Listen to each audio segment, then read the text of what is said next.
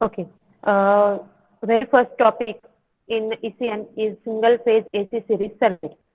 What is mean by single phase AC series circuit? Generally there are two types of supply. सगळ्यांनी हे लक्षात घ्या. Electrical circuit मध्ये दोन टाइपचे सप्लाय असतात. First one is AC supply and second one is DC supply. Okay. AC supply is generally using for your household application. जे घरात तुमचे इक्विपमेंट्स आहेत ते कशावरती रन होतात AC सप्लाय वरती. For example fan, fridge, your mixer grinder, then electric oven, refrigerator, etc. All the equipments are running on your AC supply. Next one is the DC supply. Which are the DC supply? DC supply is, for example, your mobile battery. Okay, mobile is running on your DC supply. Again, your watch, wall clock, wall clock. That is also the in wall clock you are using the cell. That cell is the example of your DC supply. Again, vehicle battery. Vehicle battery is again the your DC supply. So these are the two types of supply. AC supply हा directly available होतो. DC supply जो आहे तो आपण काय करतो generally AC to DC आपण store करू शकतो आणि देन आपण तो यूज करतो. ओके. फॉर एक्झाम्पल इन्व्हर्टर आहे. प्रत्येकाकडे माहिती असेल इन्व्हर्टरचा यूज काय असतो. What is the use of inverter or rectifier? Inverter is used whenever your electricity or MSCB supply is cut off. Okay, you are using the inverter. In that case, you are using DC supply for your household application. You are storing the AC supply in form of DC, and then you are using that DC to AC supply your household application. So inverter is used whenever your main AC supply is cut off. Okay, so these are the two types of supply. First one is AC and AC and second one is DC. AC supply is again converted into the two supply.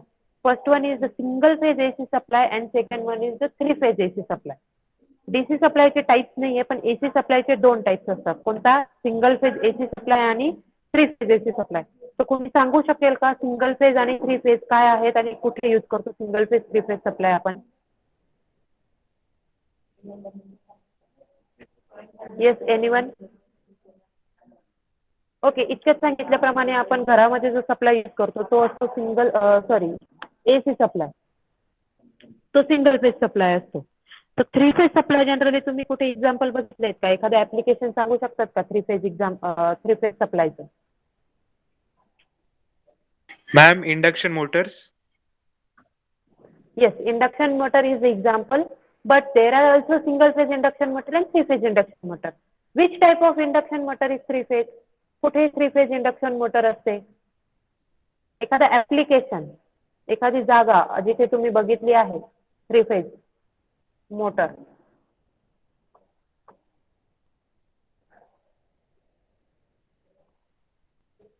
Yes, anyone?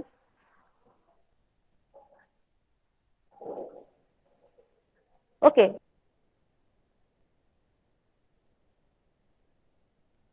घरामध्ये तुम्ही तुमच्या पाण्याची टाकी जी असते, okay, तिच्यामध्ये जर पाणी भरायचं असेल तर तुम्ही यूज जी मोटर करता ती सिंगल फेज मोटर असते घरात, कारण की सप्लाय आपला असतो single phase supply. Okay. What is single phase supply? Single phase 230 volt 50 hertz AC supply.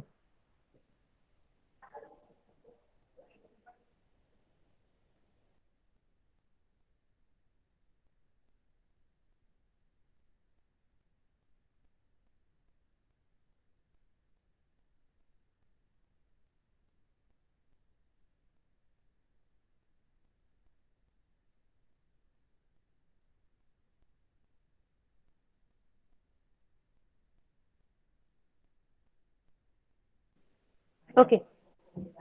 घरामध्ये जो सप्लाय असतो तो कोणता असतो? Single phase AC supply. That's why त्या सप्लायचा यूज तुम्ही कशासाठी करणार? सिंगल फेज इक्विपमेंटसाठी करणार. मग घरातली जी मोटर आहे ती तुमची कसली मोटर झाली? Single phase induction motor. सगळ्यांनी बघितली असेल, प्रत्येकाकडे कदाचित असेलही ती motor. Where three phase induction motor.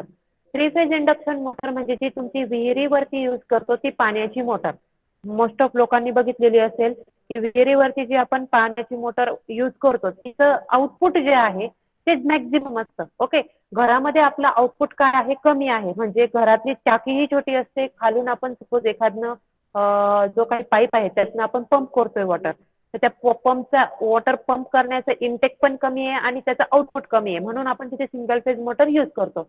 पण शेतामध्ये जेव्हा आपल्याला पाणी द्यायचं असतं तेव्हा तिथलं आउटपुट पण जास्त आहे, त्यामुळे आपल्याला इनपुट खेचण्यासाठी म्हणजे पाणी जे आहे ते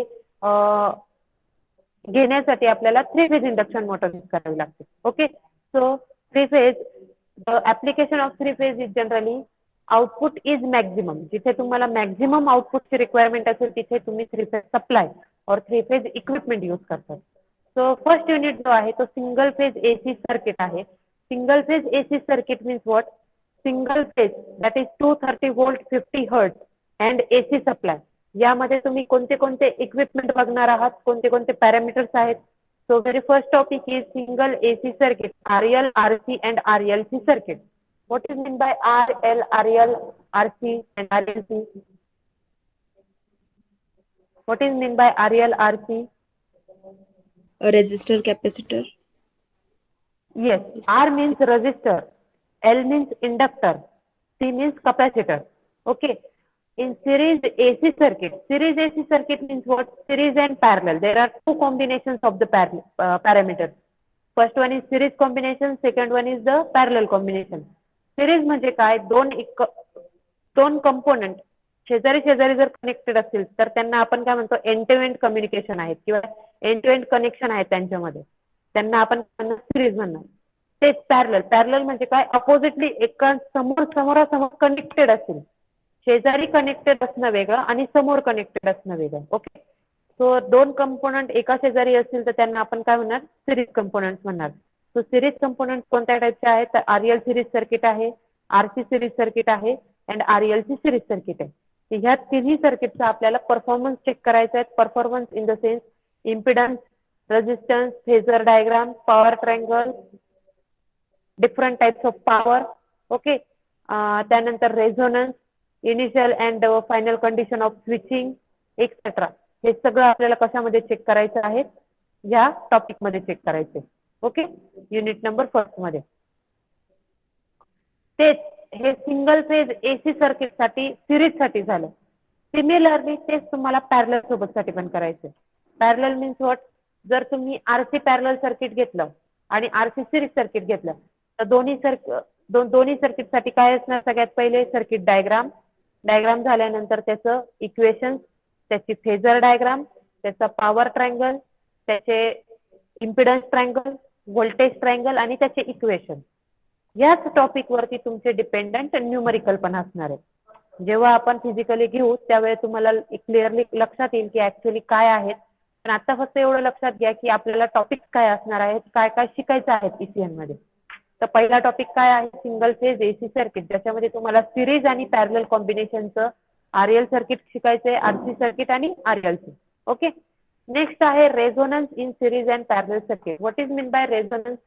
Have you heard that word? What is mean by resonance?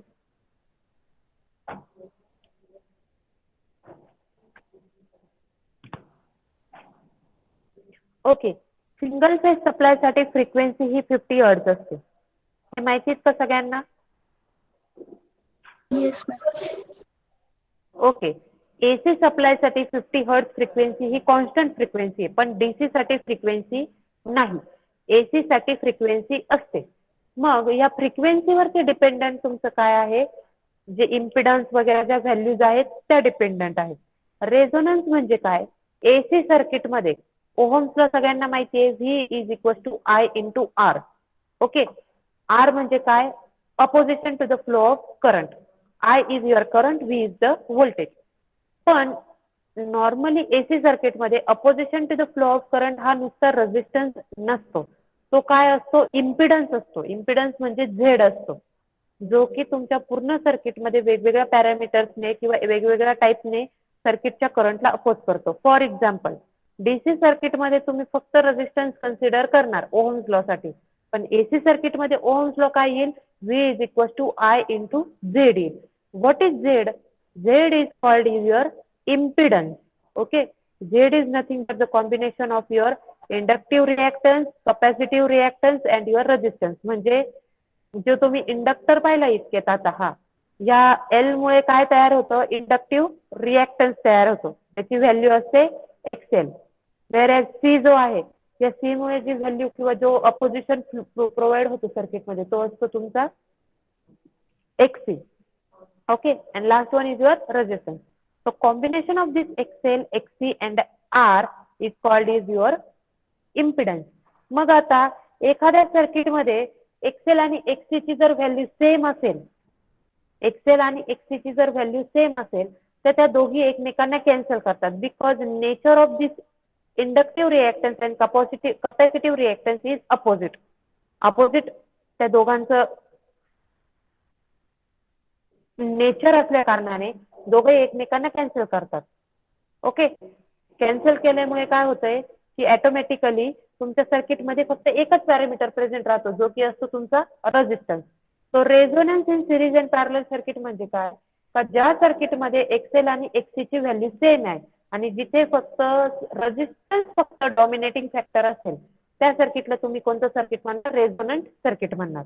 फक्त AC मध्ये DC मध्ये तुमची फ्रिक्वेन्सी नसते त्यामुळे DC मध्ये रेझोनन्स सर्किट पण येत नाही.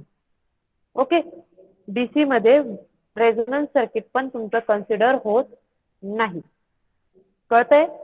मग त्या सर्किटच्या रिलेटेड आपल्याला काय बघायचं, सिरीज पॅरलल रेझोनन्स कसा असतो, फेज अँगल कसा आहे, सिरीज पॅरलल सर्किट कसे आहेत, त्यानंतर what is bandwidth, quality factor etcetera etcetera.